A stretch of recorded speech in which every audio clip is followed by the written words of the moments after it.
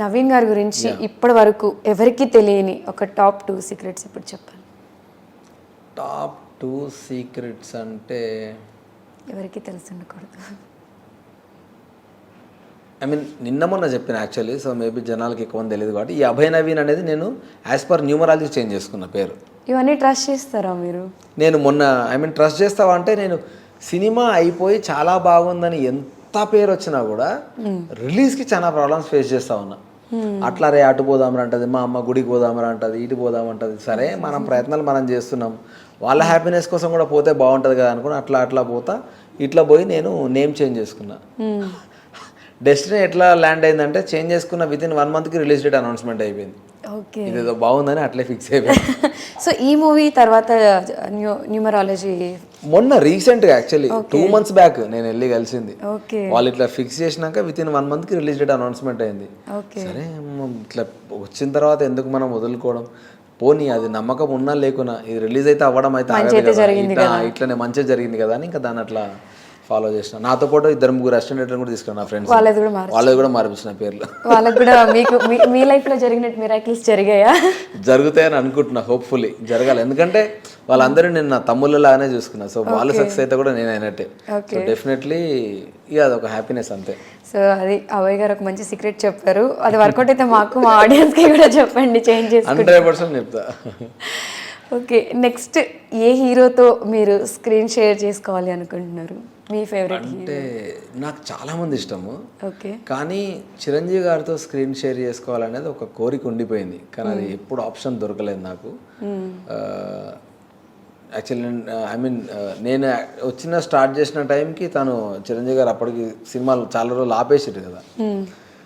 So ఇక చూసినా, కానీ నాకు ఏ ఆప్షన్ దొరకలే ఆ టైంకి. అప్పుడప్పుడే స్ట్రగ్లర్, కొత్తగా ఆయన సినిమాలు తీస్తున్నాడు. ఇప్పుడు ఆయనతో పాటు ఫ్రెండ్ రోలా చేయలేము మనం. కానీ ఏదైనా నాకు ఇంపార్టెన్స్ ఉన్న రోల్ ఏదైనా రాయాలన్నా మనకు పెద్ద టీం తెలిసి ఉండాలి. తెలిసి ఉంటే తప్ప మనకు ఆ లూప్లకు, ఆ ట్రాక్లకు పోలేము. అట్లీస్ట్ నేను చూసేదాలు రా నాయన అనుకున్నా. ఫైనల్లీ గీతా గోవిందం 100 days ఫంక్షన్ అప్పుడు చూసిన. ఓకే, సో అదొక హ్యాపీనెస్. కానీ ఆయనతో స్టిల్ ఇంకా చేయాలన్న ఒక కోరిక అయితే ఉండిపోయింది. అది ఇంకా ఆల్ టైం అదొక్కటే కోరిక, అది తెలియదు. ఓకే, సో మీరు స్పెషల్గా ఎవరికైనా థ్యాంక్స్ చెప్పాలి అంటే ఎవరికి చెప్తారు? స్పెషల్గా థ్యాంక్స్ చెప్పాలి అని అంటే డెఫినెట్లీ నా ఫ్యామిలీ, ఫ్రెండ్స్కే చెప్తాను. నేను నన్ను నమ్మిన నా ఫ్రెండ్స్కి కానీ, నా సపోర్ట్ ఉన్న వైఫ్కి అండ్ ఎస్పెషల్లీ మా డాడీకి, ఆ తర్వాత నా ఫ్యామిలీ, వీళ్ళకి. ఎందుకంటే వీళ్ళు లేకపోతే నా జర్నీ ఇక్కడ దాకా రాకపోయేది. ఎన్ని హర్డిల్స్ ఫేస్ చేసినా నేను ఒక స్టెప్ ముందుకే వెళ్ళిన మొండిగా తప్ప, కానీ వెనక్కి వెళ్ళాలి అంటే వాళ్ళ వల్లనే. సో 100% వాళ్ళకే థ్యాంక్స్ చెప్తా పక్క. ఓకే, సో ఏదైనా డిసైడ్ అయితే అది అయిపోవాల్సిందే. 100% అది అయిపోయేదాకా వదిలిపెట్టాను నేను. ఓకే, అది నాకు అది ఈవెన్ రైటింగ్ అప్పుడు కూడా అట్లే ఉండే, ఇది వద్దు అవసరమా అని కూడా ఎప్పుడు అనుకోలే నేను. నువ్వు ఓన్లీ యాక్టింగ్ చేయకు, ఓన్లీ డైరెక్షనే చెయ్యి అని అంటే, లేదు బాబు నేను డైరెక్షన్ చేస్తా అని నేను వాండెళ్ళి జిద్దుకి వెళ్ళి ఒక డెమో చేసుకొని తీసుకొని వచ్చిన. ఓకే, ఆ డెమో తీసుకొని షూట్ చేసి చూపించిన. ఎందుకంటే నన్ను ఎవరు నమ్మట్లేదనే కదా నేను డైరెక్షన్ చేద్దాం అనుకున్నది. నా సినిమాలో కూడా నన్ను నేను పెట్టుకోపోతే ఇంకెందుకు నేను సినిమా తీసి అనిపించి అది తీసుకొని ఒప్పించి చేసిన మళ్ళీ. ఓకే, మిమ్మల్ని మీరు సెల్ఫ్ మోటివేషన్ ఎలా చేసుకుంటారు? నేను బేసికల్లీ నన్ను నేను నమ్ముతా, గట్టిగా ఎక్కువ నమ్ముతా. ఇంకా మరీ ఎక్కువ డల్ అయిపోయిన అది ఇదేనంటే మాత్రం ఏదైనా కామెడీ వీడియోస్ కానీ ఏమైనా చూస్తూ కొంచెం డైవర్ట్ అయ్యే ప్రయత్నం చేస్తాను. ఓకే, ఈ అన్నిటికంటే ఎక్కువ అంటే ఇదే, ఐ ట్రస్ట్ మై సెల్ఫ్. నన్ను బాగా ఎక్కువ నమ్ముతా నేను. ఓకే, ఏం కాదు అంటే ఒకటే అనుకుంటా. సింపుల్ థింగ్ నేను మోటివేట్ చేసుకోవడానికి మెయిన్ రీజన్ ఏంటంటే, ఇప్పుడు సపోజ్ నేను ఇప్పుడు రేపు పొద్దున ఈ సినిమా ఫెయిల్ అయినా నాకు వెనక బ్యాగేజ్ లేదు. నీ అమ్మ వీడికి ఎందుకురా యాక్టింగ్ చేసుకోక సడన్గా డైరెక్షన్కి వచ్చి కెరీర్ ఖరాబ్ చేసుకున్నాను అనుకోవడానికి ఏం లేదు. ఏం చేసినా నాకు నా లైఫ్లో ఒక కొత్త పాయింటే.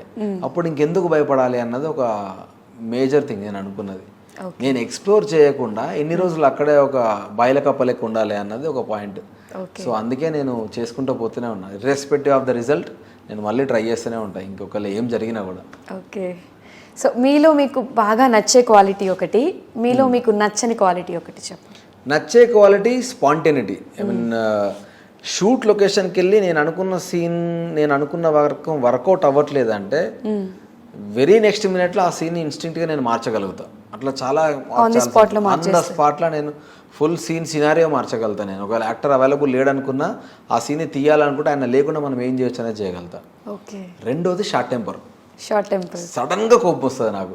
ఓకే. అదొక్కటి నేను ఎంత మార్చుకోవాలనుకున్నా నా వల్ల అవ్వట్లేదు. ఇన్స్టింక్ట్గా కోపం వస్తుంది, తర్వాత నవ్వుకుంటా, కానీ ఆ యాంగర్ మేనేజ్మెంట్ ఒక్కటే నాకు ఇంకా రావట్లేదు. మైకులు పగిలాయా సెట్లో? మైకులు పలగలేదు, మైక్ ఉన్నదాన్ని మర్చిపోయి అరుస్తూ ఉంటా అప్పుడప్పుడు. మైకులు పడతా ఉంటారు, ఉరుకొస్తూ ఉంటారు మా వాళ్ళు. మెల్లగా మెల్లగా మెల్లగా మెల్లగా అదొక్కటి. అది ఫస్ట్ నుంచి ఉందిలే నాకు. అది చిన్నప్పటి నుంచి ఉంది యాక్చువల్గా అరవడం. మేబీ మా ఇంట్లో మా బాబాయ్ వాళ్ళు మా అమ్మ వాళ్ళు ఎవరెవరు ఉంటారు కదా కొందరు. మేబీ కొన్నిసార్లు చిన్నప్పుడు మనము చేస్తుంటే మనల్ని ఇమిటేట్ చేస్తూ ఉంటారు కదా. మేబీ ఆ టైప్ ఎట్లా అలవాటు అయిందో తెలియదు, కానీ అది కూడా తగ్గించుకోవాలి నేను యాక్చువల్గా. లేకపోతే అరగంట అనుకుంటారు నన్ను. Okay, very nice. మీరు రిపీటెడ్గా వినే సాంగ్ ఏదైనా ఉందా రిపీటెడ్ మోడ్లో? రిపీటెడ్గా అంటే ఏదన్నా ఒక పర్టికులర్ సాంగ్ తీసుకున్నా అనుకోండి, అది బోర్ కొట్టేదాకా ఇంట నాకు. అది బోర్ కొట్టే వరకు అదే ఇంట కంటిన్యూస్గా లూప్లో కంటిన్యూస్గా విని విని విని విని అది బోర్ కొట్టినాక ఇమీడియట్లీ మళ్ళీ ఒక సాంగ్ మార్చుకుంటా. అది నాకు అలవాటు. ఇప్పుడు ఈ మధ్య రాక్షస కాలంలో హరిచరితం అని ఒక సాంగ్ ఉంది, అది ఇంకా రిలీజ్ అవ్వలేదు. సో ఆ సాంగ్ చాలా బాగుంటుంది. అది మేబీ 1-2 వీక్స్లో రిలీజ్ అవుతుండొచ్చు. అది ఈ మధ్య చాలా ఎక్కువ వింటున్నా. ఓకే, పాడతారా? అమ్మో, నేను పాడితే ఫీల్ అవుతాడు మ్యూజిక్ డైరెక్టర్. ఒక 2 లైన్స్ అసలు జస్ట్ ఎలా పాడతారో? అమ్మో లేదు, అస్సలు ఎక్స్పెరిమెంట్ చేయలేను నేను. నా వాయిస్ చాలా గట్టిగా ఉంటుంది, ఇంకా చాలా గలీజ్గానే పడుతుంది, అంత మంచి పాట. లేదు, మీ వే ఆఫ్ టాకింగ్, మీ స్లాంగ్ బాగుంది. Thank you. ఓకే, ఇప్పుడు మిమ్మల్ని ఎవరు అబ్జర్వ్ చేయట్లేదు, మీరు ఒక్కరే ఇంట్లో ఉన్నారు అనుకుంటే మీరు ఏం చేస్తారు? అంటే మన పర్టికులర్గా ఒక సెలబ్రిటీ ఫీల్డ్లో ఉన్నప్పుడు వాళ్ళు చూస్తారు, వీళ్ళు చూస్తారు, కొంచెం జాగ్రత్తగా ఉండాలి, అలర్ట్గా ఉండాలి, అది ఉండిపోతుంది భయం. సో అసలు ఎవరు లేరు, మనకి కంప్లీట్ ఫ్రీడమ్ దొరికింది, ఏదైనా చేయొచ్చు అన్నప్పుడు అభయ్ నవీన్ గారు ఏం చేస్తారు? నేను ఫస్ట్ దీన్ని ఏమంటారు, ఇంత ఫార్మల్గా కూర్చోను. ఓకే. నాకు ఫస్ట్ సీటింగ్ పొజిషన్. నిజంగా లిటరల్ ఎవరైనా అప్పుడప్పుడు మా వాళ్ళు వస్తారు కదా సోఫాలో, కాళ్ళు ఇటో గోడ మీద ఉంటాయి, తల కింద ఉంటుంది, ఫోన్ చేతిలో పట్టుకొని ఇట్లా చూసి టీవీ ఆన్ చేసి కూర్చుంటా. అసలు చాలా ఆక్వర్డ్ పొజిషన్స్లో ఉంటాను నేను. ఓకే. సో దానివల్ల బ్యాక్ పెయిన్ అట్లా కూడా చెప్తా ఉంటాడు డాక్టర్. కానీ నాకు అదొకటి అలవాటు. అంటే నాకు ఇట్లా పర్టికులర్ ఒక ప్లేస్ ఇట్లా కూర్చోబుద్ది కానీ, ఇప్పుడు ఇంటర్వ్యూ కాబట్టి ఇట్లా కూర్చున్నా కానీ 2 నిమిషాలు అయితే అటు తిరుగుతా. ఇప్పటికీ మీరు అబ్జర్వ్ చేసి అటు ఇటు ఊగుతా. అదొకటి, అది ప్రాబ్లం నాకు. ఓకే. కంటిన్యూస్గా. Okay, who is your on screen crush అంటే ఏం చెప్తారు? ఆన్ స్క్రీన్ క్రష్ అంటే కియారా అద్వానీ ఈ రీసెంట్ డేస్లో. అంటే ఓకే. యా, అవును. Childhood crush? చైల్డ్హుడ్ క్రష్ గుర్తు కూడా రావట్లేదు. ఇంటికి వెళ్ళాక ఏమనొద్దు, మీరు చెప్పండి. అబ్బాయిలు చాలా తెలివిగా ఆన్సర్ చేస్తారు. అట్లేం లేదు. లేదంటే స్కూల్ టీచర్ అని చెప్పేస్తారు సింపుల్గా. స్కూల్ టీచర్ అస్సలు కాదు. స్కూల్ టీచర్ అసలు, ఆ స్కూల్ టీచర్లు అందరూ మా నాన్న ఫ్రెండ్సే ఉంటుండే. ఎటు తిరిగి అన్నయ్య కొడతారు మళ్ళీ వచ్చి. సో స్కూల్ టీచర్లు ఎవరు లేరు, కానీ ఈ స్కూల్లో లైఫ్లో ఎవరు లేరు నాకు క్రష్. ఇంటర్మీడియట్లో ఎవరో ఉండే. ఇంటర్మీడియట్లో ఒకరు ఉండే. వాళ్ళు నేను సెకండ్ ఇయర్ ఉన్నప్పుడు, వాళ్ళు ఫస్ట్ ఇయర్ ఏమో ఉండే. ఓకే. అంతే, ఊరికే టైంపాస్ చేయడానికి. మాకు స్టడీ అవర్స్లో వాళ్ళేమో డే స్కాలర్స్, మాదేమో హాస్టలర్స్. సో మాకు వాళ్ళకి ఇద్దరికి ఒకటేసారి కంబైన్ ఒకటే ప్లేస్లో ఉండేది అన్నట్టు. సో ఆమె బయటకు వచ్చి కూర్చున్నప్పుడల్లా నేను క్లాస్కి వెళ్ళి బయట కూర్చుంటుండే, కానీ మాట్లాడకపోతుండే. ఆమె హిందీ వచ్చి నాకు అసలు నాకు తెలుగు తప్ప ఏం రాదు. కమ్యూనికేట్ కాదు కదా, నార్త్ ఇండియన్.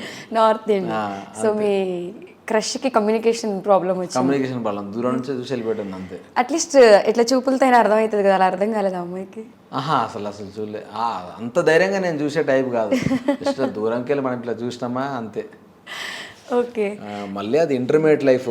అసలు ఇంటర్మీడియట్లో ఇంకా మాకు ఇంకా పెద్ద ప్రాబ్లం ఏంటంటే, కొంచెం అటెండ్ చేసినామంటే మార్కులు తక్కువ కూడా కొడుతుండే మమ్మల్ని. ఇంటర్లో